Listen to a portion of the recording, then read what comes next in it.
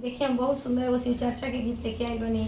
एमे एगो बूढ़ा बूढ़ी के कहानी बा। बूढ़ा जात शिव चर्चा में, लेकिन बूढ़ी मानत नहीं खी कि शिव चर्चा का होखेला। तो देखी बड़ा सुंदर एक भाव बा। गीत सुनम तो गीत के सुन के हमारा चैनल लाइक सब्सक्राइब शेयर जरूर करम। कमेंट बॉक्स में जरूर बताइम कि गीत हमारे वो लोग के कैसा लगा। देवघर से आई बड़ी यही से इनकर गाला तनी दिक्कत बा गाला में, तो खातिर माफी पड़ गए। तो सुनब लोग जरूर शिव चर्चा। घूमी घामी आइले हमरो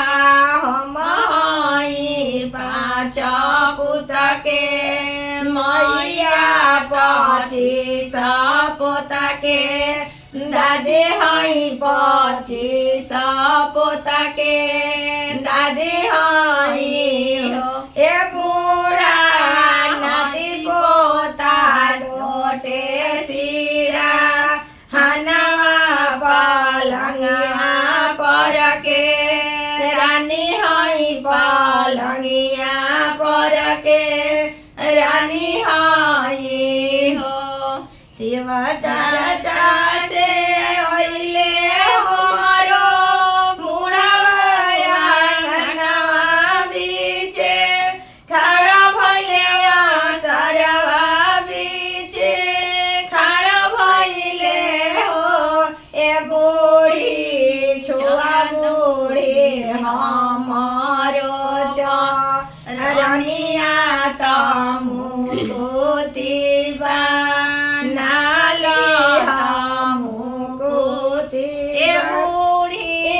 छुआ बूढ़ी हमारो चरनिया तमुकुति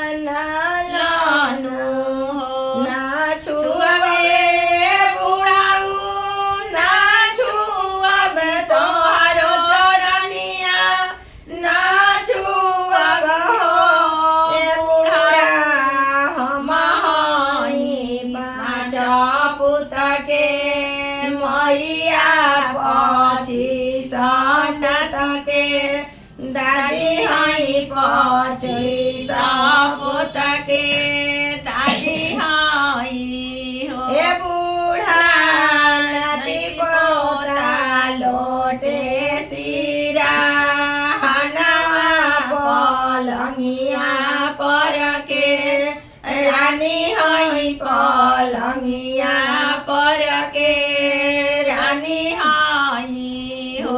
वाले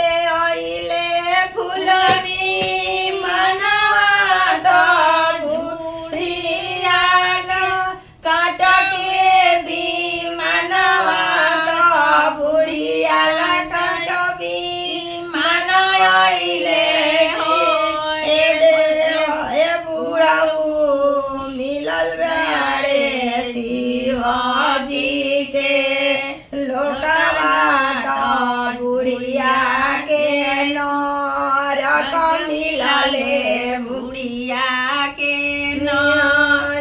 ए बुढ़ऊ भूलनारे शिवा के शिवा लोकवा बुढ़िया के नरक मिलले बुढ़िया के नरक मिलले। पर पैया